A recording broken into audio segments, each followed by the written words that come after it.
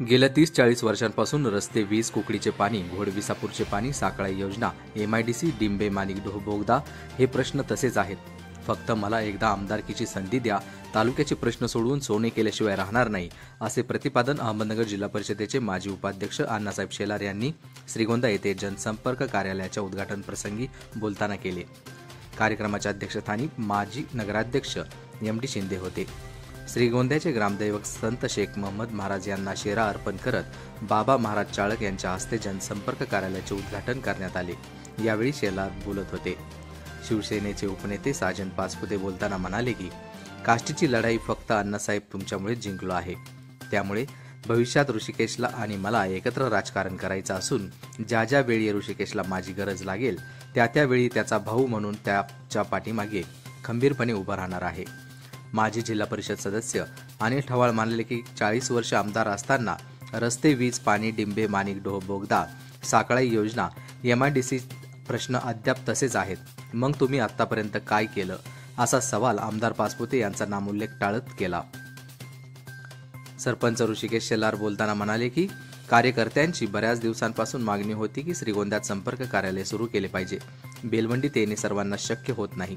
त्यामुळे जनतेच्या अडीअडचणी सोडवण्यासाठी 365 दिवस आम्ही कटिबद्ध असून कुठल्याही परिस्थितीत विधानसभा लढायची असून आता कार्यकर्त्यांनी तयारीला लागा, अशी सूचना केली.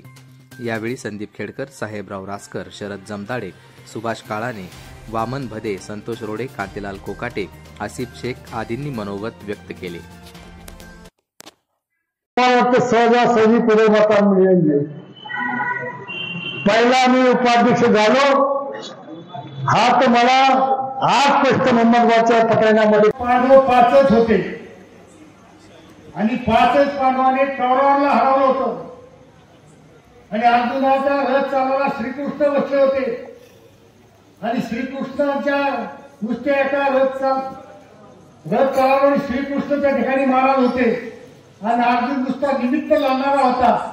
म्हणून आज साहेब बाबा सारखे आपल्याला या ठिकाणी रथ चालवणारे आपले श्रीकृष्ण या ठिकाणी आपल्याला मिळेल. म्हणून आता या निवडणुकीतून आपल्याला माघारी ही शंका तुमच्या डोक्याची 100% निघली. उद्यापासून माझी एक विनंती आहे तुम्हाला, राजकारणाला अजून 1 महिना 2 महिने टाइम आहे. अजून आपले लोक बसलेले कोण कोण त्याच्यामध्ये होते. मी बरे मग पहिली निवडणूक मी केली होती. मोठा मेळा आपला त्या बगाडे कॉर्नरवरती झाला. सगळी त्या ठिकाणी काढल्या गेली. राठीत महाराज लोक एक कमी झाले.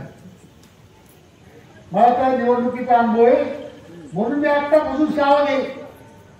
शेवट फार्म बांधण्यापर्यंत ठेवासाहेब कोण कोण टिकतंय. मागची निवडणूक आपल्याला कळली नाही, निवडणूक कशी गेली. उभा करताना बरीच मंडळी मला कळली आली, परत नंतर मला गेली.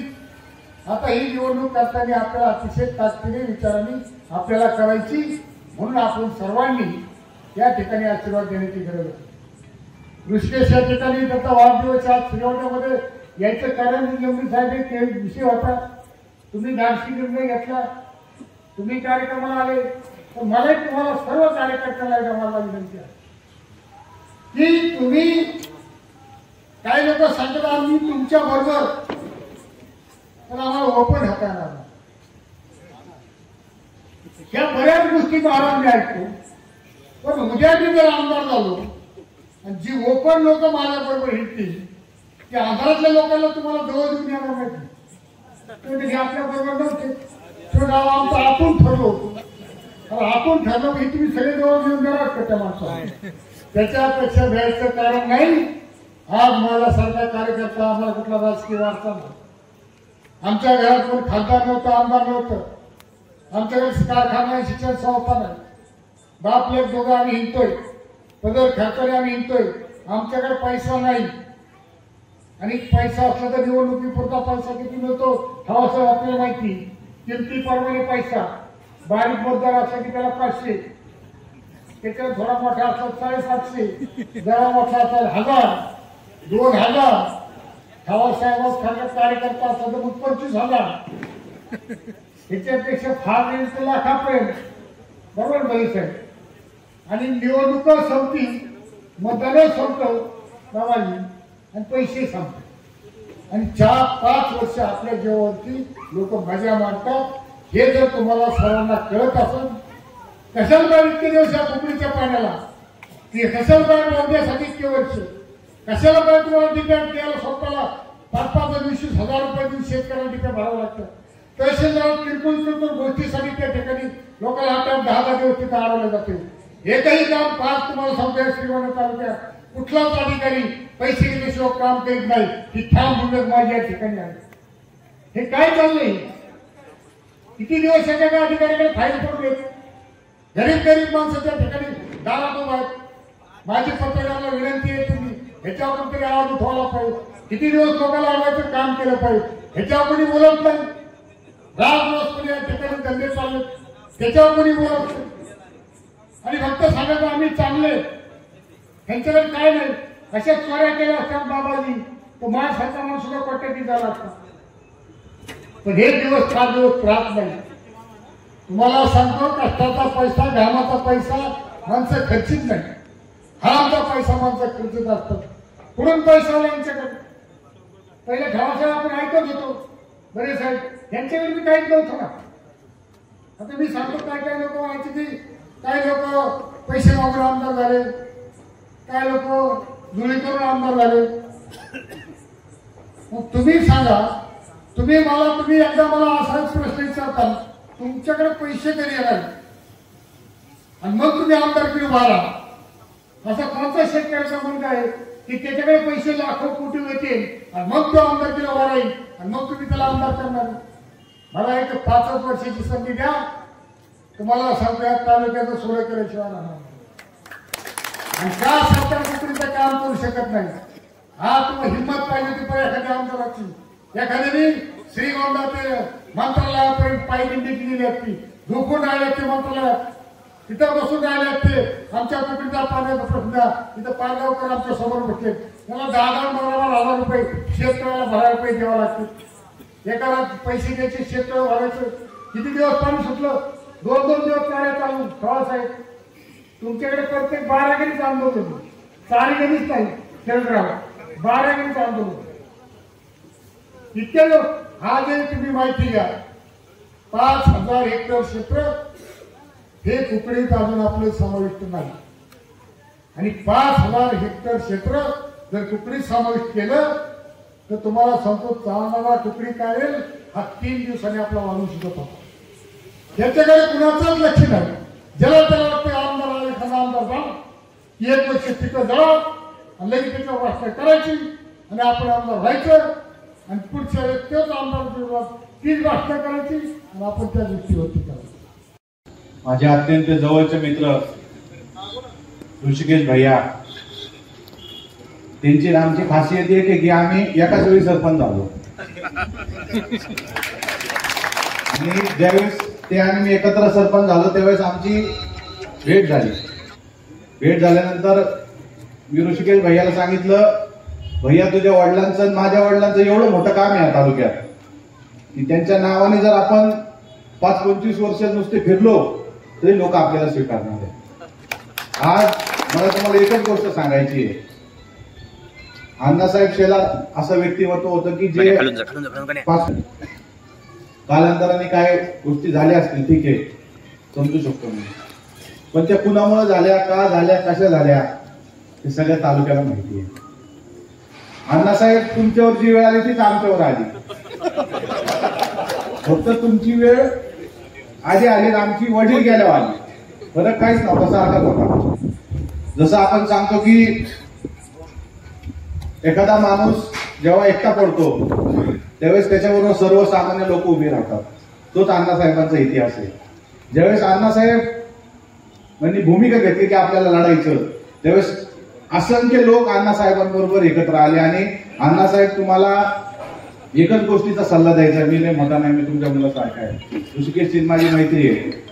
भविष्यात ऋषिकेशला मला एकत्र राजकारण करायचंय. तो कुठल्या पार्टीत आहे, मी कुठल्या पार्टीत आहे, त्याची जात कुठली, माझी जात कुठली, हा विषय नंतर आहे. मागे यायची आणि 2 पावलं पुढे जायची. एखाद्या सर्वसामान्य कार्यकर्त्यासाठी ही साजन पाचपुतेची भूमिका आहे. मला कुठल्याही गोष्टीचा गर्व नाही, मला कुठल्याही पदाचं काही वाटत नाही. आमच्या घरात सगळं होतं, सगळं बघितलंय आम्ही. आम्हाला माहिती पदावर गेले लोक किती शिव्या देतात. म्हणजे पदावर असताना लोक एकदम चांगलं बोलतात, पदावर गेल्यावर लोक शिव्या द्यायला सुरुवात करतात. का तर त्यांची अपेक्षा आपण 100% पूर्ण नाही करू शकतो. ठीक आहे, तालुक्यातल्या बऱ्याच गोष्टी माझ्या अधिवक्त्याने बोलल्या, ह्या गोष्टी राहिल्या, त्या गोष्टी राहिल्या. ठीक आहे, जशी वेळ बदलते तसा माणूस बदलतो. आज श्रीगोंदा तालुक्यात 5-25 लोक आमदार केलं उभे राहतील अण्णासाहेब. त्याच्यामुळं कदाचित तुमच्या सारख्याचा नंबर लागू बी शकतो ह्या मतासाठी. आता नैतिकतेने सगळ्यांना अधिकार दिलाय, तुम्हाला उभं राहायचं, तुम्हाला मतदान करायचं. ठीक आहे, उद्या वेळ कशी येईल मला माहित नाही, उद्या मला उमेदवारी मिळेल नाही मिळेल काही होईल, पण ऋषिकेश याला वैयक्तिक त्याचं सांगतोय अण्णासाहेब, त्याच्यासाठी ज्या वेळेस त्याला साजन पासपुतेची गरज लागेल त्यांनी साजन पासपुतेला कधी आवाज द्यायचा. जर हा साजन पासपुते त्याच्यासाठी उभा नाही राहिला तर ठीक आहे. आतापर्यंत अण्णासाहेब अनेक लोकांनी तुमचा वापर केला, मला नाव नाही घ्यायचं. तुम्ही मध्ये पत्रकार परिषद घेऊन सांगितलं की माझे ह्या लोकांवरती उपकार आहेत, पण तुम्ही साजन पासपुतेचं नाव घ्यायचे विसरले. तुमचे माझ्यावरती उपकार आहेत साहेब. ते कसे, तर वडील गेल्यानंतर जो एक सल्ला असतो, बाबा वडिलांच्या नात्याने जो मला अण्णासाहेबांनी सल्ला दिला ज्या वेळी, तो सल्ला मी अण्णासाहेबांचा ऐकला आणि अण्णासाहेबांच्या सल्ल्याने इथपर्यंत आलो. मी जाहीर सांगतो आज. त्याच्यामुळं तुमचे पण माझ्यावर उपकार आहेत. ज्यावेळेस वेळ येईल अण्णासाहेब, तुम्ही 1 रुपयानी फेड केली तर मी 10 रुपयांनी करा, एवढंच सांगतो तुम्हाला. आणि मला आनंद वाटला की तुम्ही आज जे कार्यालयाचं उद्घाटन केलं ते एकदम पवित्र माणसाच्या हाताने केलं. त्यांना अनिल थवाडे खासदार लंकेला राहुल दादाच्या कार्यालयातून यादी मिळत नव्हती.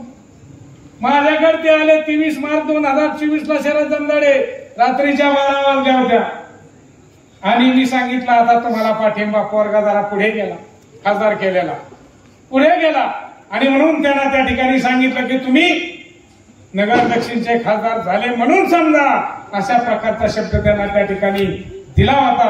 ही वस्तुस्थिती खरी आहे. अण्णासाहेब तुम्हाला सुद्धा गोरगरीब माणसाचा आशीर्वाद. तुमचा मुलगा सज्जन आहे, निर्व्यसनी, चांगला आहे, सरपंच झाला, गावाचं काम करतोय, तालुक्याच्या विकासाचं काम त्याला करायचं. तुमची इच्छा मला आमदार व्हायचंय, हे सगळं खरं. आमदार केला तुम्ही शोभता. विधानसभेला असा गडी आपला पाहिजे अण्णासाहेब शेलार सारखा, हा गोरगरीब माणसाचा सेवा करणारा माणूस.